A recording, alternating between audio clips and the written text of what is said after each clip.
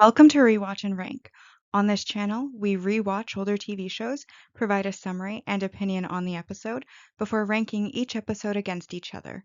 Today's episode is Grey's Anatomy, Season 1, Episode 1, A Hard Day's Night. In the episode in a nutshell, we give a 1 to 2 line summary of what happens within this episode. The interns have their first shift, where George loses a patient, and Meredith gets to assist on a case she solved with Derek, who she happened to sleep with before her first day. We're now going to go through the episode scene by scene and provide an opinion on each scene as we go through each part of the episode before we rank at the end. So each episode of Grey's Anatomy kind of opens up, at least in these early seasons, on Meredith kind of musing over some sort of theme that they're going to have in the episode. In this case, the musings take place over overlapping semi-transparent images of surgeries in progress before it arrives at Meredith, who's waking up on her couch. And once she wakes up, she reaches down and steals the blanket from Derek, who's been sleeping on the floor, and she drops a pillow onto him to replace the blanket that she's taken, which ends up waking him up. He flirts with her. She kind of flirts back, but she tells him that he has to go. While he's getting dressed, he asks her about her house, commenting that it's a little dusty, mostly packed away, and she mentions that she just moved in 2 weeks ago from Boston, and it was her mother's house first. He then gives his condolences, and she clarifies that her mom isn't dead, before saying that they don't have to do the thing, where they pretend to care, and she's going to go shower, and when she finishes, he won't be there. She then forgets or didn't know his name, and he tells her it's Derek, reaching out to shake her hand with a smile, and she introduces herself as Meredith, smiling back. He says it's nice meeting her, and she says goodbye, running up the stairs while he smiles after. Honestly, I like the scene. I think it's an adorable meet cute, but it is extremely irresponsible behavior to sleep with somebody, with anybody. If you don't even know their name, they could be carrying anything. You don't know. They could be anyone. You don't know. And you would think that a doctor or an intern to become a doctor would know better about the fact that people may be carrying things, and sleeping with somebody that you've just met that you don't know the name of is a very bad idea. And not even on the doctor front, but just they could be a serial killer. They could be somebody who's going to come back and rob you. They now know where you live. You don't know their name. You don't know anything about them. And you've brought them to your house and slept with them, and you didn't even know their name. It is so irresponsible. And for that to be the very first thing that we open on, it sets the tone. But at the same time, it is a drama series. So these types of risks are understandable. And if they cared a lot and they were careful, there wouldn't be drama. So there needs to be drama. So that is why they do it. But it's still very irresponsible messaging. We now see Meredith leaving her house and then driving into her first day of work, sneaking in through the back of the crowd of other interns while Richard is giving his welcome speech to them. It then pans to each of our main characters looking around a surgery room. And when I say main characters, I mean main intern characters. It goes to George, then it goes to Christina, to Alex, to Izzy, and then all the way back around to Meredith again. Very short little snippet, just introducing the fact that they are now going to be interns in a hospital. The interns have now moved into their co-ed locker room where the teams are being assigned, and Meredith comments to Christina that there's only 6 women out of 20 interns, and Christina replies that she heard one of them's a model before asking who she's assigned to. They both realize that they're on Bailey's team, and George butts in and says, oh, he also has Bailey, introducing himself awkwardly and pointing out, when both of them look at him kind of iffy, that they met at the mixer before describing Meredith's outfit. Before awkwardly clarifying he isn't gay, she was just unforgettable. but he's forgettable as they leave him behind when their names are called, and they are directed to the end of the hall where Bailey is not what they were expecting. Izzy says she's sure her reputation is professional jealousy, and she's nice, while Christina comments she must be the model. Izzy pushes forward to greet Bailey first, who ignores her outstretched hand, giving them her 5 rules, while also handing out their pagers and showing them the on-call rooms. Then Bailey gets a page saying, "When she moves, they move," before running off with them all scrambling to follow her. Now here's the funny thing. So first off, we mentioned it's a drama, so they have to create and contrive drama, so a co-ed changing room. I just don't see that that is a comfortable situation in reality, that there would be a co-ed changing room. But this show apparently has one. And then of the 6 women, supposedly, out of the 20 interns, somehow 3 of them all end up on the same team. I feel like it's a bit skewed and unbalanced there. Also, it bothers me.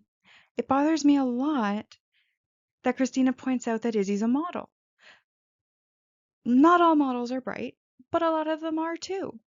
I mean, Izzy obviously went through medical school. She's made it to the program, so she's obviously intelligent. She's got the credentials. So what if she paid the bills by taking pictures beforehand? I don't see how that's relevant or that would matter to her ability to do the job. It doesn't have anything to do with her intelligence. She was blessed with good looks. She used those good looks. Now she's also blessed with brains, and she's using those brains as a doctor. I don't see how her being a model would be relevant. But that's just me. The interns all follow Bailey to retrieve Katie from a helicopter. Katie is the patient for the episode, and while the paramedic gives Bailey a rundown of the patient's history and her current status, the other interns rush her into a room. Once they're in the room, Bailey gives them instructions on how to stabilize Katie, who is currently seizing, when Burke arrives and orders the tests he wants done, and Bailey assigns the interns to their tasks for the day. She puts Christina on labs, George on workups, Izzy on rectal exams, and Meredith is the one who is going to get the test for Katie, and she tells her that Katie is now her responsibility. Honestly, I feel a little bit bad for Izzy in this scene. And I think she made a very bad first impression on Bailey for that to be her first task as a doctor. The next set of scenes are kind of snippet scenes where we follow each of the interns through their daily tasks. It starts with Izzy putting gel on her fingers. Then it jumps over to Christina, who's lingering outside of the operating room. Bailey sees her and asks why she's there, and she gives a report on Katie's labs coming out clear, then asks about a rumor she heard that every year an intern is picked to perform a procedure on the first shift, but Bailey tells her just to go away. It then jumps to George doing a workup for Tony, making awkward conversation and jokes that fall flat, before jumping over to Meredith, who's wheeling Katie's bed around and getting accused of being lost. Meredith denies it, asking how Katie is feeling, who replies sarcastically, upset she's missing her pageant, saying it was her year and she could have won. Then Meredith needs to turn around and Katie confirms she's lost, asking if she's new, and then it jumps back to Izzy performing a rectal exam, then back to George, who struggles to put an IV in and gets kicked out of the way by Burke when he fails, trying to downplay, saying Burke probably messed up when he was new, and Burke gives him a tight smile, basically implying that no, he didn't. Then we're back with Meredith and Katie, who is talking about doing rhythmic gymnastics as her talent and how she twisted her ankle in rehearsal falling, and then the person who helped her wasn't as clueless as Meredith, pointing out that it was a nurse. Then we jump back to Burke, telling George that they are going to have so much fun together. As I said in the beginning, this scene is essentially a collection of them all just performing the tasks that they've been assigned. And I want to make a special note that Bailey is no nonsense, and that is what makes her likable. She just go away, doesn't care what people think, tell it as it is, and I really respect that. We then have the interns gathering back together for lunch, where Izzy complains about Bailey hating her. Then George calls her lucky because he has attendings hating him. And Christina excitedly tells them about Meredith's mom, who is a legend, having invented her own method. But George is the only one who doesn't recognize Alice Gray's name. So Izzy and Christina tell him about her accolades, with Christina wishing to be Alice Gray, saying she just needs one big case.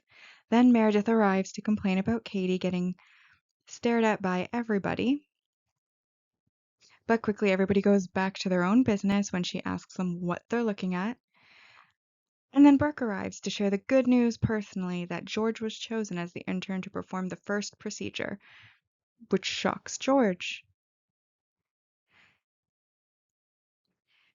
Again, it's just a little snippet scene, daily life, where we do get to know a little bit more about Meredith's mother and her history, but not quite why she's living in the house when her mom isn't dead yet.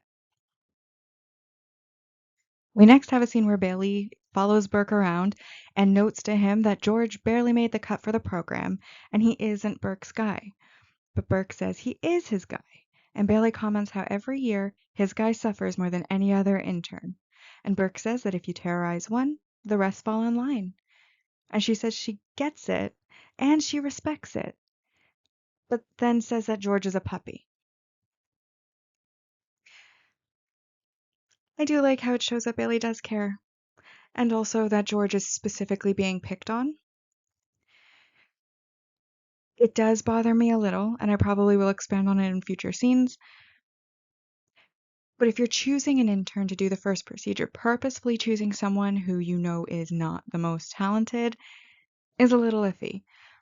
I understand wanting to put people in their place to make sure that things run smoothly, but from a patient perspective, I'd really, as a patient, think you would want to choose the most skilled.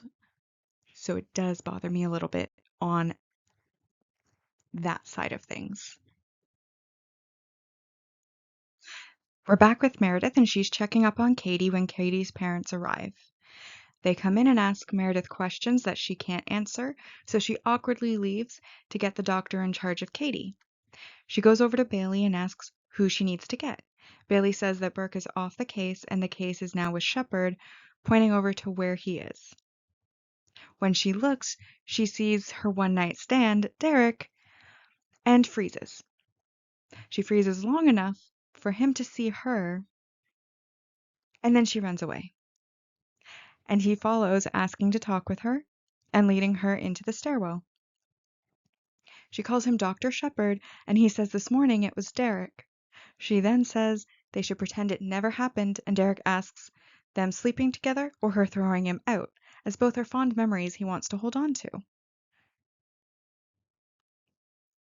And she is firm that there will be no memories, as she's not the girl from the bar and he's not the guy, saying it can't exist, asking if he understands. He then says, jokingly, that she took advantage and now wants to forget, and she denies taking advantage. But he says he was drunk and vulnerable and good looking, and that she took advantage. This makes her smile and tell him that she was drunk and he's not that good looking. And he admits that maybe not today, but last night he was very good looking, as he had a red shirt on. And apparently red is his color. And he again says that she took advantage, asking if she wants to take advantage again on Friday night.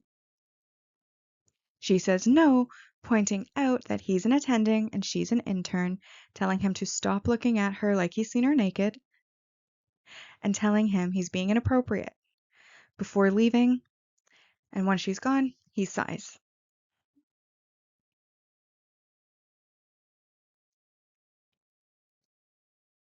So obviously the whole don't date coworkers thing isn't relevant to the show. Anyone who has seen it, and I assume everybody has because it is very old and this is a rewatch, don't date coworkers. Not very relevant to this show. I like that they're trying at the start, but it's not relevant. I also love the chemistry between these two characters. There's a reason that they were so successful as a couple throughout the series. They have really good chemistry, and in the flirting, she's clearly saying no, but like all of her body language signals that you see on the screen are saying yes. So it's understandable that he doesn't quite believe her because everything says yes except her mouth. But I also like that he does respect her distance and doesn't chase her when she runs away or push too hard.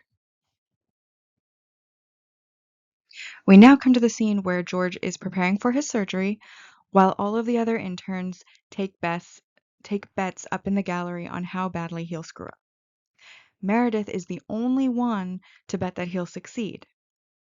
Burke then comes in and begins to guide him through the procedure, but though he starts strong, managing to remove the organ, I believe it's an appendix, he eventually does in fact screw up, as was expected by everyone. After he screws up, he freezes, and Burke gives him several chances to get his head on straight to continue, but he doesn't, so eventually Burke needs to step in and take over in order to save the patient. He gets pushed to the side, and Alex calls him 007, which the other interns pick up on, and when Izzy asks Meredith what 007 means, Meredith tells her that it means license to kill. First off, it is rude that nobody had any faith apart from Meredith, and even her faith seemed more performative than actual belief. But then he did screw up, and he did freeze up. Earlier, Burke said he chose George because he was bad to Bailey. And this, again, I want to say, from a patient perspective, if I was a patient in a hospital and there was a student performing a procedure, I would expect that that student is acknowledged as having the skill to be able to perform that procedure. I don't want to risk my life to teach somebody else what's going on, especially if I'm not aware of it, especially if you're choosing the worst. I just feel like a patient's life should not be played with like that. They're taking out an appendix.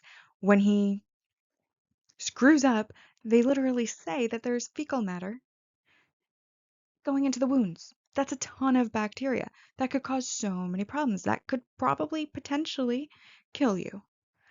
And I, as a patient, do not want to risk somebody who is unskilled doing a procedure on me when they were specifically chosen for being unskilled. I just think that's very unethical. And again, I understand it's a drama show. They have to make the drama. That's why they did it. But just when I think about myself as a patient and put myself in that patient's shoes, I would not want a George operating on me. I would not want them to pick the worst person on their very first day, having had no experience to date, even watching really, do a procedure. And then when they screw up, have to have life-saving measures.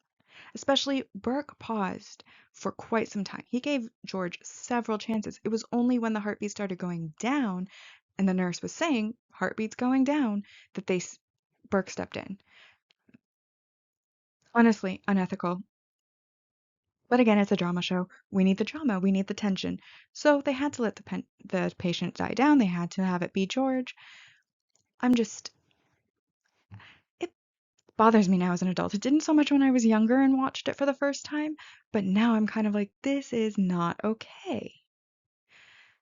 But again, I also understand why in a fictional show they made such a choice. And because it is a fictional show, it's forgivable and it does have the entertainment value they were going for. After some time, the interns all gather in an unused hallway filled with unused beds, and George brings up that he's being called 007. And the rest lie, trying to comfort him, saying no one's calling him that. But he keeps whining about being called it, saying that definitely they're calling him that. Then Meredith gets a page for Katie, and she leaves at a run. George suggests he should have gone into geriatrics as no one cares if you kill an old person. And Christina argues surgery is macho and hot, like the Marines, hardcore. And geriatrics are for freaks who live with their mothers and never have relations. And George comments that he has to get his own place. In this scene, again, it's very small, very short, but I do have to tell George here that guaranteed the family will care. It doesn't matter how old the patient is. Geriatrics, nobody cares if you kill an old person. The family cares. The family always will care. Meredith arrives in Katie's room to find that Katie is completely fine and has purposely played sick in order to get Meredith paged so that she could complain that the channel that her pageant was airing on wasn't available in the hospital, and also that she is bored, saying that if her rival walks off with the crown, she has to be able to see it. She asks Meredith if there's somebody that she can call, someone who can get her the channel, while Meredith checks her over and then gives her a lecture about it being an actual hospital with actual sick people, telling her to go to sleep and stop wasting her time.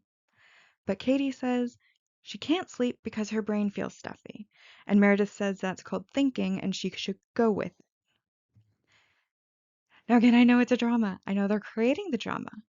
And I know that they're purposefully putting in a little bit of a red flag with the whole stuffy head thing. But Meredith's response is a little rude. I mean, yeah, she's wasting her time, but you're a doctor.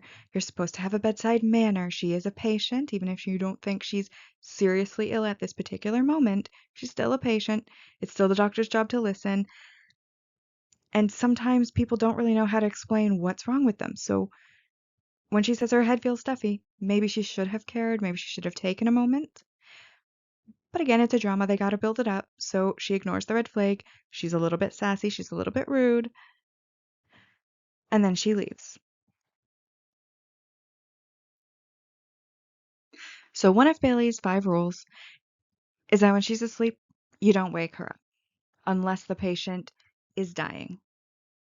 Izzy stands in the hallway, hesitating about waking Bailey up.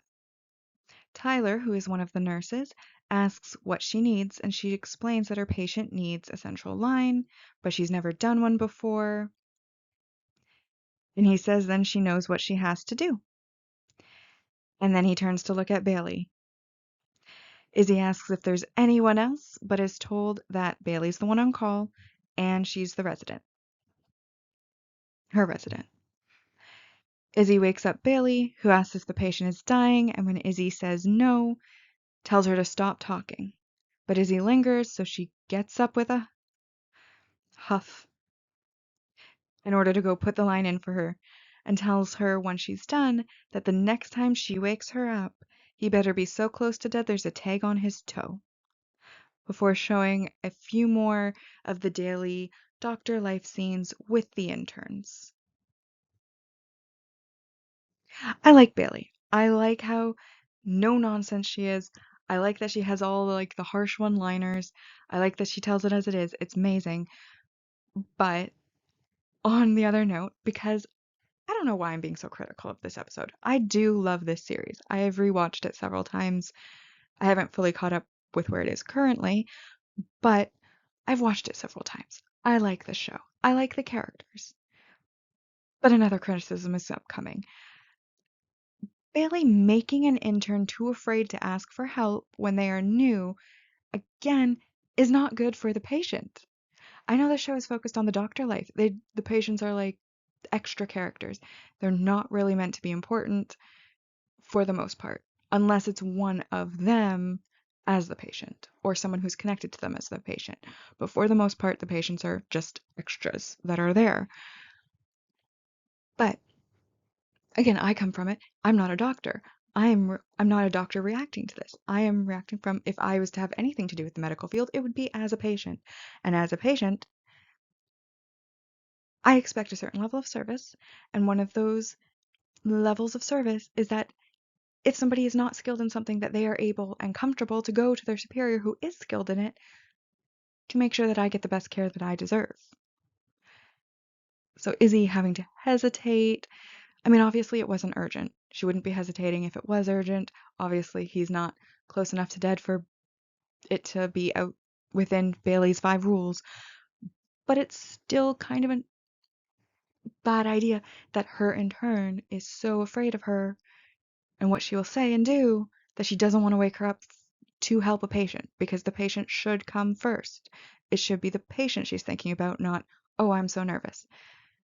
And while the part of that is Izzy's fault for being too hesitant and not thinking about her patient, it's also Bailey's fault for making her scared enough that she didn't want to approach her and being unapproachable enough that she didn't want to approach her. And again, I don't know why I'm so critical on this one. I think it's just that as an adult and somebody who's getting older, it's like I may need medical care, and if this is anything like reality, I don't want to trust the doctors at this point. But again, I understand. It's a fictional world, it is a drama. That is why they behave this way. I don't believe that that's typical. Still, bad representation. Meredith is filling out paperwork at one of the counters when she overhears Alex talking down to a nurse. The nurse is questioning his diagnosis, saying he's only an intern, but then he rudely says, why doesn't she go spend 4 years in med school and then tell him if he's right? He then lists out this woman's symptoms and then tells the nurse to put her on antibiotics. He approaches Meredith, saying he hates nurses, and she advises that there are a couple of different diagnoses that the patient could have. And then he tells her again that he hates nurses. She asks, very offended, if he just called her a nurse. But before she can say more, her pager goes off and she has to go and visit Katie, so she leaves. George, who happened to be hovering nearby, comes over to where Alex is, and Alex and some other male interns are crassly commenting on Meredith's looks. And George decides that he's going to brag that he's friends with her before he then starts babbling, making them all feel sorry for him, and they tell him to stop talking. First off, you should never insult someone trying to help you. Alex has a major ego problem here. And I do have to wonder, did the nurse have any recourse to go over his head? Alex is just an intern. If she really wanted to advocate for the patient, or if she really felt that he was wrong, why not go above his head to his resident, go to an attending? Was the nurse able to do that? I'm not sure what the process is in this fictional world, but I hope that she would be able to. And also, if the nurse and one of your fellow interns are saying the same thing, maybe put in a little bit of extra thought. Again, Alex has an ego problem though, so he's not going to do that. After taking her time answering the page, Meredith arrives at Katie's room to find that it's crowded with people and Katie is actively seizing. Tyler and the other nurses are asking her how she wants to proceed while she zones out and kind of gets her bearings. After a short time, she starts giving orders, but then Katie starts coding and she gets her back, successfully saving her life. But then Derek comes in and he accuses her of not monitoring her close enough and kicks her out. Then Bailey, who's coming down the hall, arrives and scolds her again for not paging her immediately. But she walks past her, again kind of zoning out, not paying attention, ignoring her. Then she walks past Christina, who follows her, and she walks into the rain outside and gets sick at the side of the building. She then pulls herself together and tells Christina, who followed her, not to tell anyone. I do like this does highlight kind of the difference between the interns. Unlike George, who froze and stayed frozen, she does zone out to get her bearings, but then she does unfreeze. She does manage to run the code. She does manage to save Katie and help the patient. It also showcases how you don't really know how you're going to handle pressure until you experience it. It's her first time almost losing a patient, and she manages to hold it together, but as soon as the patient is saved, she walks out, she gets sick. Her body reacted. And now she's fine, and she'll know in future what that feels like and how to mentally prepare for it. In this short little scene, Derek gets yelled at by Katie's parents, who are demanding answers that he simply doesn't have right now. And they are starting to demand a new doctor because they want their daughter fixed. And Derek can't give them any answers at this time. In this case, I'm on the patient's side again. The dad was impatient, but that's understandable given the circumstances. And even though he was getting a little bit heated, he did come off as reasonable given the circumstance. He's advocating for his daughter. The doctor doesn't know or have any answers right now. But I do think he jumped pretty quickly to demanding another doctor. She's still only there overnight. He hasn't had much time to run the tests that he needs to find the answer. So immediately wanting another doctor isn't efficient because it's unless you truly believe that the person is incompetent, giving them the time and keeping it within that person who already has all the background would be the most efficient way to get an answer. But if you truly believe that they are incompetent, then yes, demanding another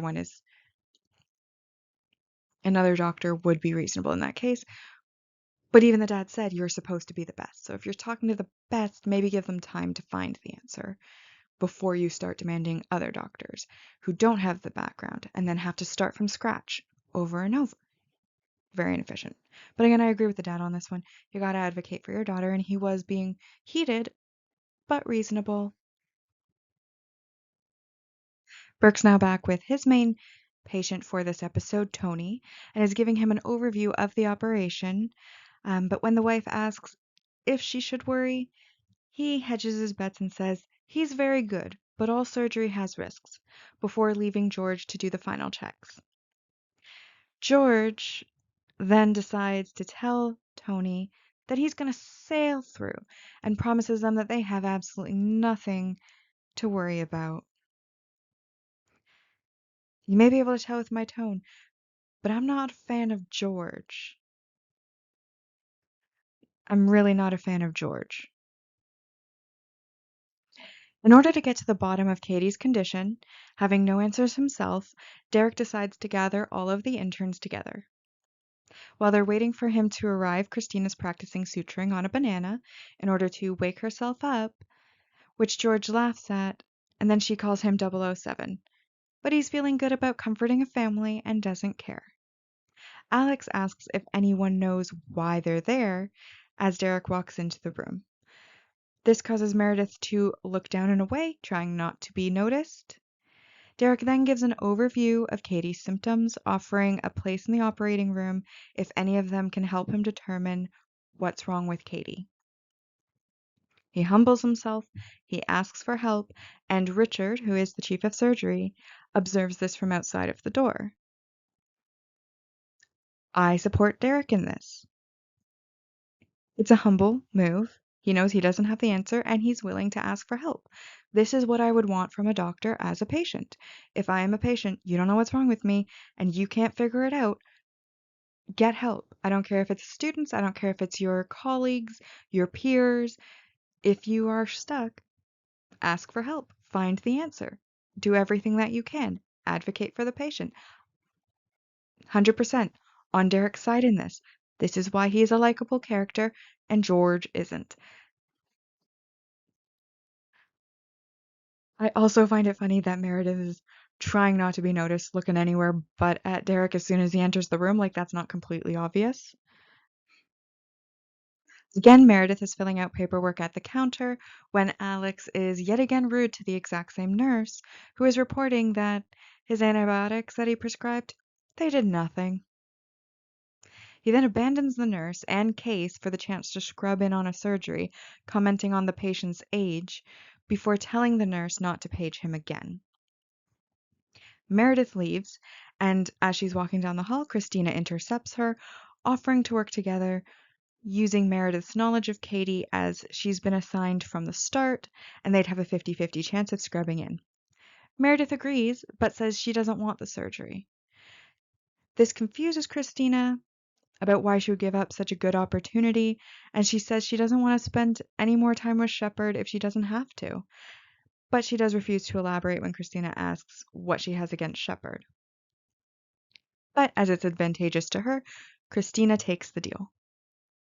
They work together in a library going over possible and impossible diagnoses, interspersed with Christina asking about Shepard again. Eventually, Meredith makes her promise not to react before telling her about their one-night stand. Christina pauses, actively tries not to react, and then asks her if it was good. Meredith changes the subject, brings the conversation back to Katie, saying she'll never get a chance to turn into a person.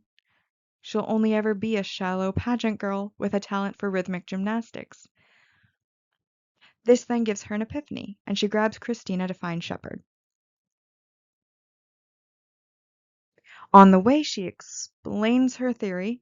This happens off screen, but it's assumed since they both, once they track down Derek, in the elevator, holding it open, they explain the theory, both pitching in about the potential that it's an aneurysm that was burst by a minor fall. And then he says that the chances of that are 1 in a million. And they're disappointed as the elevator door closes. They start to walk away, and then a few moments later, the elevator reopens and Derek rushes out and says they'll go see if she's 1 in a million. The tests that they do then confirm that they were in fact right, and Derek gets her chart to go tell the parents when Christina asks about scrubbing in,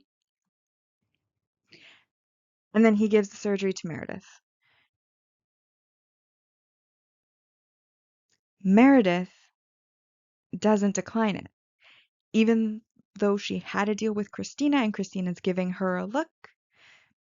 She stays silent, and then Christina storms off.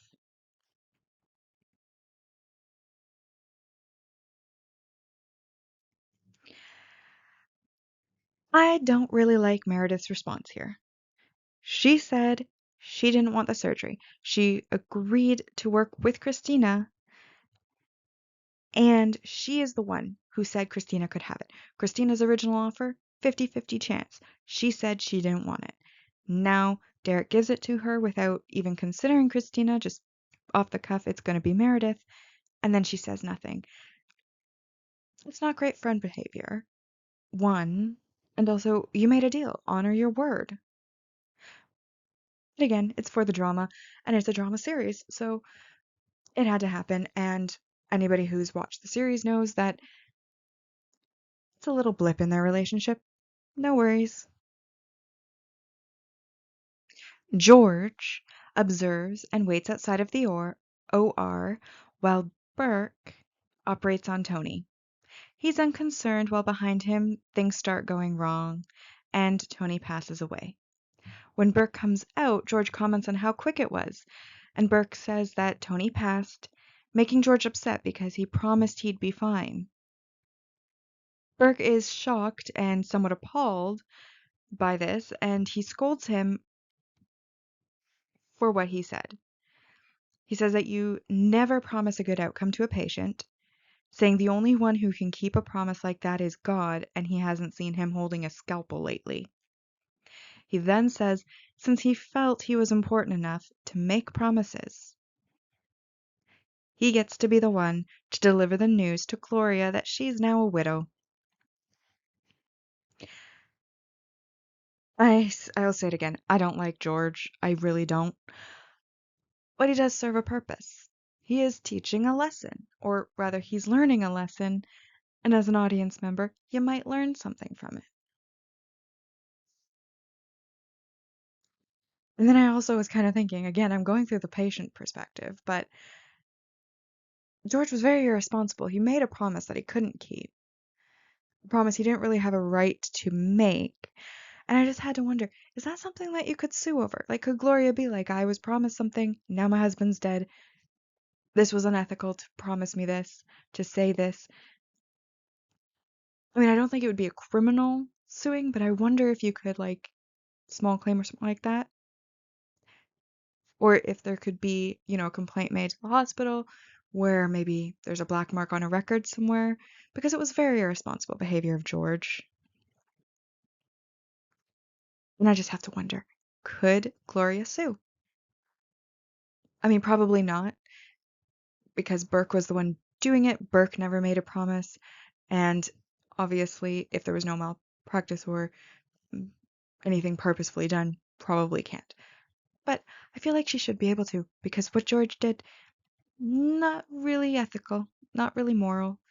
You gave somebody hope and you couldn't, like, you made a promise you couldn't keep. You should make your, I just said with Meredith, your word is important. You should be able to keep your word, and you should never make a promise that you can't keep.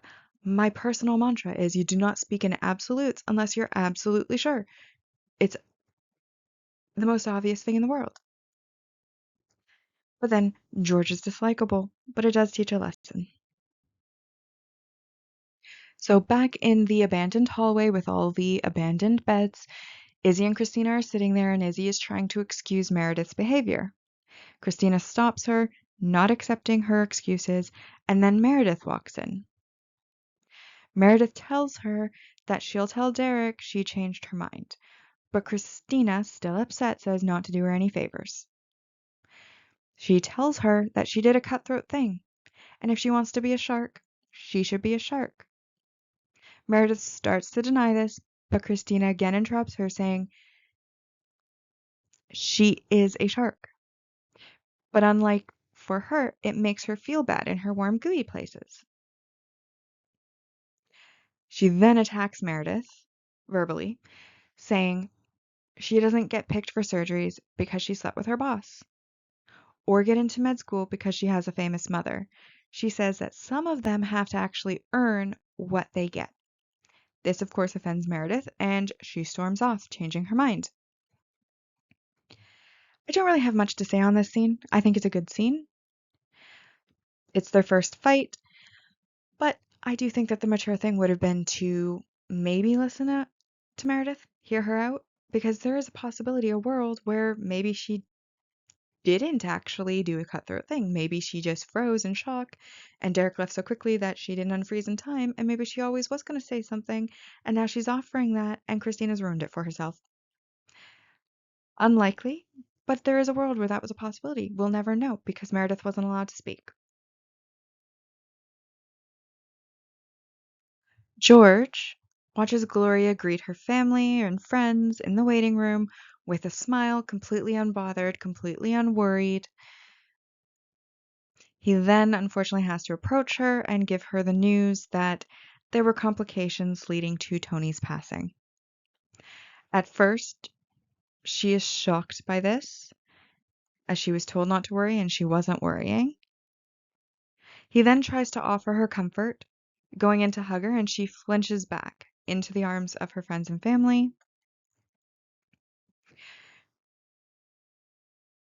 She then tells him, with an abundance of emotion, to go away. Her family members then help her to sit down, and her sobbing is heard as George walks away. Again, I don't like George. Not just because of this. I don't like the personality of the character. I don't like a lot of his actions and decisions. When Bailey was calling him a puppy, she wasn't far off, but unlike George, I like puppies. Derek is preparing Katie for surgery. He's shaving off half of her hair when Meredith walks in. Derek tells Meredith when she walks in that he promised to make Katie look cool because apparently being a bald beauty queen is the worst thing that could ever happen in the history of the world. Meredith then asks him if he chose her for the surgery because they slept together. And he says yes, before correcting himself, saying he's kidding when he sees her face. She tells him to let Christina do the surgery instead, and he earnestly tells her that she's been Katie's doctor from the start, and with very little training, saved her life and deserves to see the case through. He then also says that she shouldn't let the fact that they slept together get in the way of her taking her shot. And I agree with him. She did earn it. She's been with Katie from the start. I feel like even if Derek hadn't asked all of the interns and he had found the answer himself, she probably could have been able to observe being with her from the start. But again, she did make a promise. She's now going back on that promise, and while I do believe that she does deserve the surgery, I also think you should keep your word, and I'm a little bit salty that she didn't. But again, that's for the drama. Meredith and George talk while sitting in an alcove outside about what they would have done if they weren't trying to be surgeons. He mentions how proud his parents are for him, telling everybody that they know about him and the fact that he is a surgeon, while Meredith tells him that, unlike him, her mom didn't think that she had what it takes and told her that she would never make it as a surgeon and tried to talk her out of going to medical school. So from where she's sitting, his parents being proud is a good thing. He then asks her if they're going to make it through and become surgeons, but the scene ends without either of them giving an answer. It's a short heart-to-heart scene between two characters, but other than that, I don't really have anything to say. Alex is confronted by Richard regarding the patient that he's not been treating very well. Richard asks him what tests he ordered to have done, but Alex isn't able to answer. Richard then asks him what the common causes of post-op fever are, which again Alex can't answer. Richards opens the question up to the floor and all of the interns who are hovering around, and Meredith, who is at the counter filling out paperwork, is able to give the answer, and also able to list all of the tests necessary to confirm the answer. Richard turns to Alex and tells him to do as she says, and then to tell his resident that he wants him off the case. Richard walks over to Meredith and comments on the fact that she looks like her mom before welcoming her to the game. In this scene, karma comes for Alex. He let his ego get the better of him.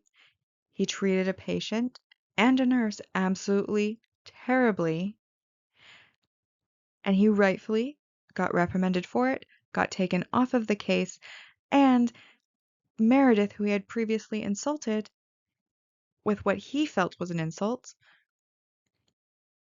is the one who put him in his place and actually got the answer right. Karma. It's sweet.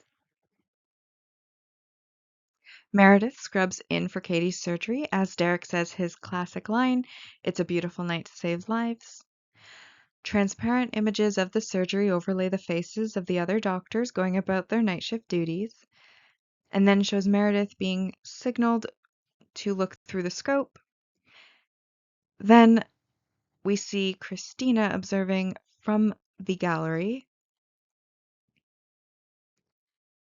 Then Meredith looks into the scope as Derek gazes at her before returning his attention to the surgery, and she then gazes at him before also returning to watching the surgery.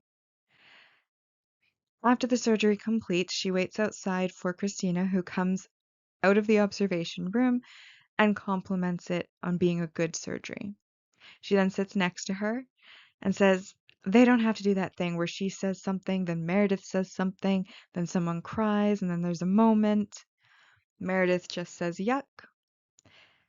Then Christina says good, and they sit in silence until Christina tells Meredith to get some sleep because she looks like crap. Meredith says she looks better than her, but Christina says that's not possible before leaving. Derek then comes out, and she watches him before saying that the surgery was amazing, and it was such a high, and she doesn't know why anyone would do drugs. He smiles at her, agreeing, while gazing at her before saying that he has to go and do things, and says he'll see her around. And then she watches him walk away. Obviously, I mentioned it. It's the first time that one of the iconic lines of the series is used.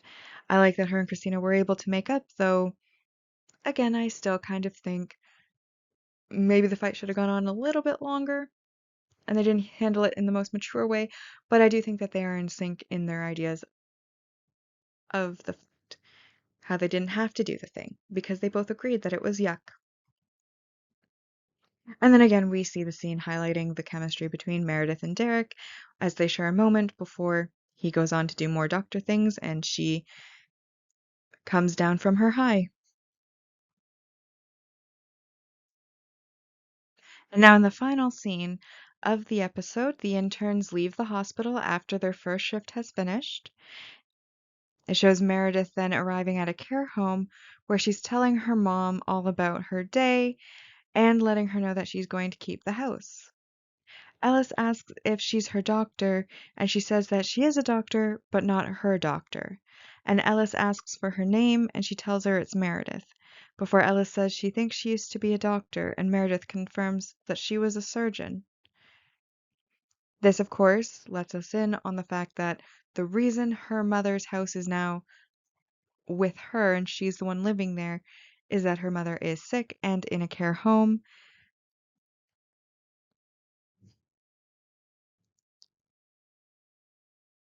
And it's really unfortunate that she's not really remembered by her mother anymore. That's one of the worst diseases for a reason. And it is sad that she's telling her mom all this and her mom can't comprehend it, doesn't understand what she's being told. And especially when we found out earlier in the episode that her mom didn't think that she would make it through medical school, that she could be a surgeon. Now that she is an intern as a surgeon, her mom's not going to be able to see her success, to see that she was wrong. And that also is unfortunate. So now that we have rewatched the episode and given our opinions, it's now time for us to rank the episode. On this channel, we have two ranking lists that we use. We have the personal ranking list, where it's based fully on my emotion, my opinion of the episode, and my personal score of how much I liked it. And then we also have the mostly objective list. The mostly objective ranking list is mostly objective because while I use a chart to kind of remove the emotion side of things from the scoring, it's also true that I made the chart. I decide what on the chart applies, and therefore my bias and my judgment are at play. So it's not entirely fully objective, just mostly objective as I feel I could make it. All right, so now we're on the mostly objective rank values chart. And I've highlighted those things that I feel apply to this episode. So first we have, with a value of 1, the introduction of multi-episode supporting characters, which we see as the nurse Tyler, who does recur, and Ellis Gray, who is Meredith's mother, who also recurs. We also then see that there are multi-season supporting characters, which of course are those characters that are not the main character, but going to be recurring as well over multiple seasons. And then the multi-season main character introductions, which of course is all of the interns and attendings. We then also see that there's development of the main character, which of course is Meredith, and development over the single episode supporting character, where we learn that Katie is a pageant girl, she's in rhythmic gymnastics, she has a rival. We get to know a lot about Katie, so that's a lot of character development for her. We obviously then also establish the premise, which is all of the drama between the medical doctors in the hospital.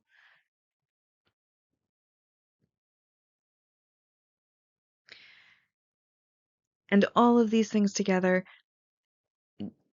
exceeds a score of 10 by a long shot. So this episode is going to be a 10 out of 10 because there's absolutely no way that the negatives can outweigh the positives in the case of this chart.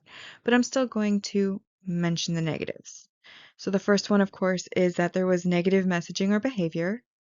And this, of course, is the scene with the one night stand, because again, I said that was very irresponsible. There was also all of the situations where the patients maybe weren't thought of as they should have been.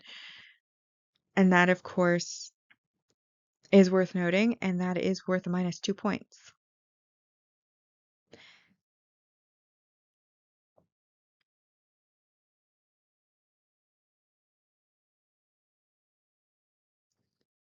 And then, of course, there's also the main relationships regression, and that's between Meredith and Derek. They slept together. Now she wants to pretend it didn't happen. And that is a -3 points.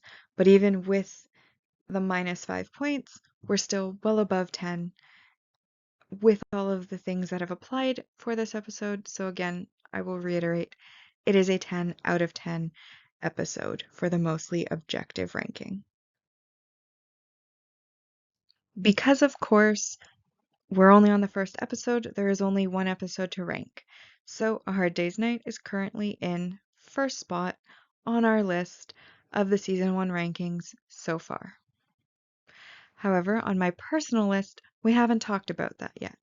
We know objectively it's 10 out of 10, but personally, I think it was a compelling look into the series. It's establishing the premise. Some of the characters are likable, some of them are not. Some of the scenes were questionable in the treatment of their patients, and I know that there are other episodes that are coming that are going to be better. But there's also ones coming that are going to be worse. So overall, I think that it was a pretty average episode. Again, I like the premise. I like the characters for the most part. Some aren't that great. Overall, I decided to give it a 6 out of 10 for my personal ranking.